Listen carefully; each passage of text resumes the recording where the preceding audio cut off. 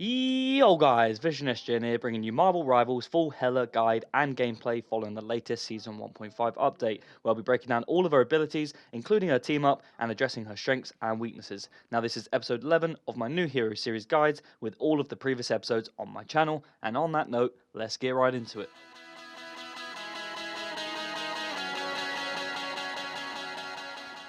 So Hela is one of the best duelists in the game right now, with extremely high damage output, an effective long-range specialist with both her abilities designed for precision and mobility. Her playstyle rewards skilled aim and positioning around the map, making her a real threat against those squishier targets like duelists and strategists, making her a nightmare matchup for all. Now, she has a base health of 250 and a movement speed of 6 meters per second, which is pretty standard across all of the characters in the game. So as for her abilities, unlike others, Hela actually just typically resorts to her primary attack, known as the Night Sword Thorn, which deals 70 damage on a basic body hit and 140 damage, so double, on a critical shot. It has an 8 ammo count and deals 2 shots per second on her fire rate. The damage fall off begins at 18 meters and it decreases to 80% at 30 meters. So as you can see, she can deal damage pretty well from most ranges, but as soon as you sort of go past that 30-meter range, you're going to significantly do a lot less damage. So it's probably best that you do sit in that more medium ranged area, although a lot of the maps you're not really going to sit more than 30 meters away anyway,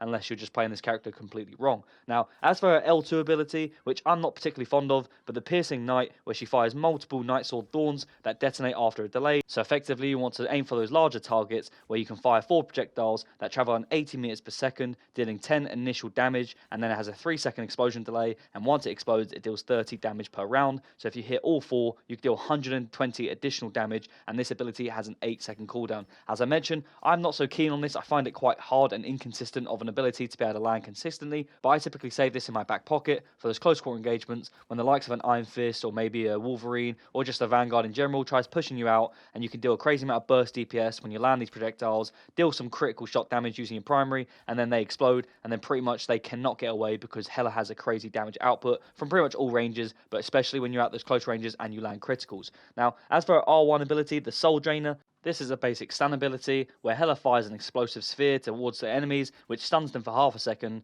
and has a 3-meter radius, dealing 40 damage and has a 12-second cooldown. Now, this can be useful for when you're trying to crowd control a situation and then combine the likes of her L2 ability, the Piercing Knight, and the R2, the primary attack, to deal a lot of damage. So it can be useful in that sense, but for the most part, it's not that consistent. And as for her L1 ability, the Astral Flock, this provides Hela with those evasive movement abilities to be able to move around and reposition herself in areas where she can deal a crazy amount of damage, i.e. up above, or move herself back out situations when she gets dove on, where effectively you transform into a Naystron Crow and glide around, and you can use this ability to evade out of danger, as I mentioned, or use it to reposition yourself up above so you can deal more damage. You can travel up to 18 meters in this ability, and it lasts just over a second, and has a 12-second cooldown in between uses. Now, this is one of her better abilities, pretty much the main one you use to reposition yourself, and then when you combine the other 3 abilities, as I mentioned, uses where you can deal more damage. And also utilizing her float ability when you reappear out of this Astral Flock, her Hell's Descent, where you can fall to the ground slower and deal crazy amount of more critical damage, as it seems to be easier to hit those headshots.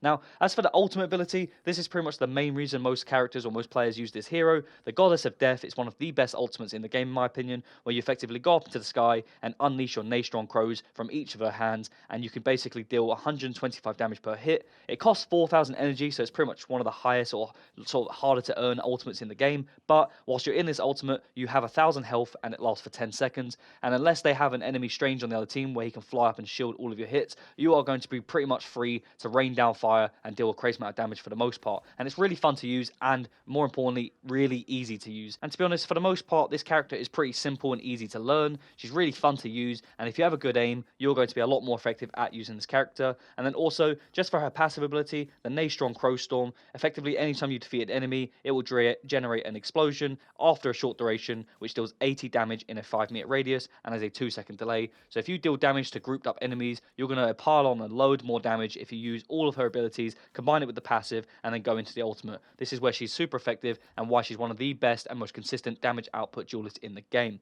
Now, as for the team up ability, this is also one of the main reasons characters use this hero, known as the Queen of Hell, the Asgardian team up ability. When she lands a final hit and defeats an enemy, she can instantly resurrect the likes of Loki and Thor in the respawn phase, or if they're still both alive, 5, she grants them with 100 bonus health and also gives them a 15% damage boost, which is really effective. So if you have a Thor or a Loki on your team and you're considering going this hero, definitely play Hela because she makes them a lot more powerful, and overall the team up is probably one of the best in the game in my opinion. I've actually just made a top 5 team up ability video on my channel that just came out yesterday. Go and check that out. I actually ranked this one quite highly in my opinion, but go check it out and see for yourself and see if you disagree or agree with where I put it. But for the most part, this hero is a high skilled DPS who excels from both range and close quarters, and with the team up ability makes her a force on the map, and reasons why she's one of the most commonly used heroes in competitive, but also she's often used at pro level when she's not banned. But as I mentioned, a really effective duelist in this game, definitely top 5, really simple to use and learn, and definitely in those grouped up situations where there's multiple enemies all on the point or the objective, you are going to thrive and deal more damage, as most of her abilities cater for these scenarios.